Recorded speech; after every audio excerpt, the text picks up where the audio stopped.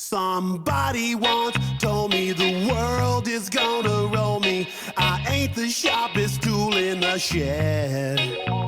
She was looking kind of dumb with her finger and her thumb in the shape of an L on her forehead. Well, the years start coming and they don't stop. The fast pace and astonishing visuals alone are enough to get a person's heart racing. Then, add in the music selection and skins, and a perfect game is born. Audiosurf 2 is a game that is great for thrill seekers and hardcore gamers alike.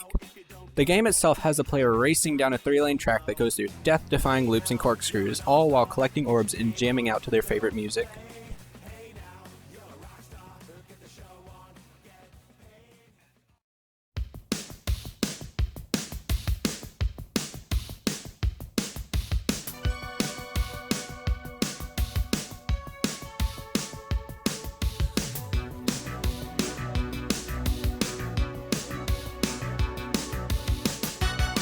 At the start, the player is given the chance to select any, and I mean any, of their favorite music. This allows anyone to pick the game up and instantly fall in love as they barrel through each level, rocking out to their favorite tunes. Next, the player is prompted to choose the skin they want to slap on the track.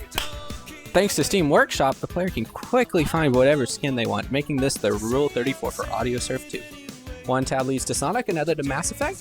The possibilities are endless. Actually, excuse me, I need to go inflict some self-harm.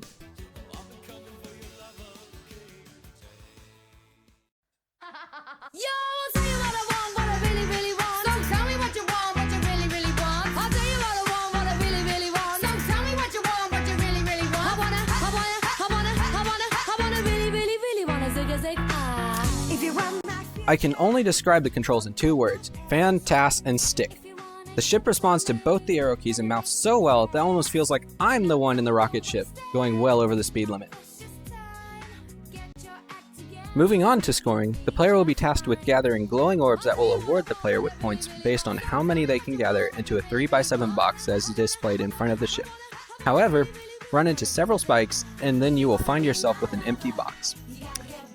Even though these spikes seem a threat at first, a player will learn to value these after a couple hours.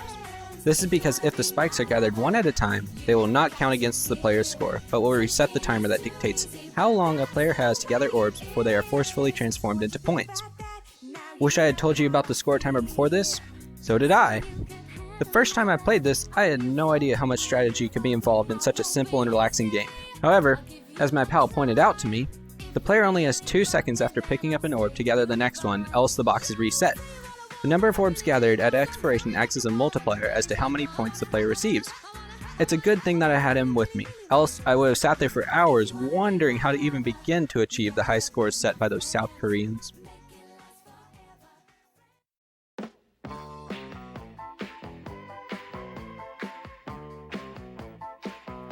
What initially drew me into the game is the pure genius in the entire design. While playing, I noticed that the default track turned shades of different colors and that the orbs had a curious pattern.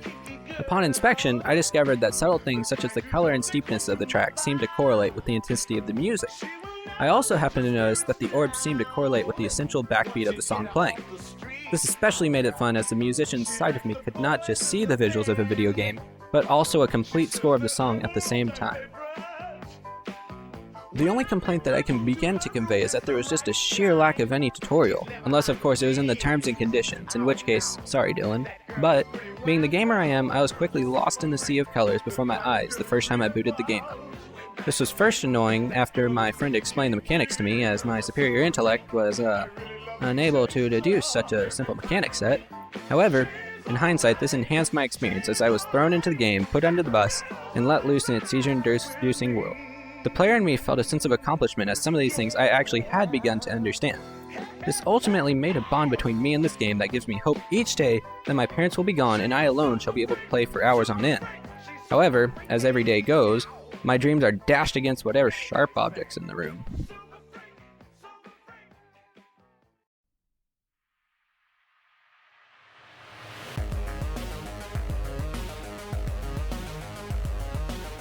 Overall, Audiosurf 2 is one of the best games I have ever played, honestly.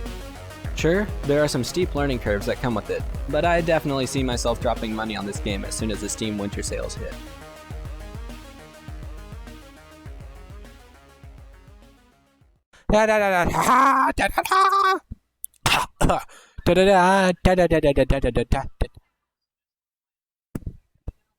That's creepy. That's really creepy. I just heard my other voice.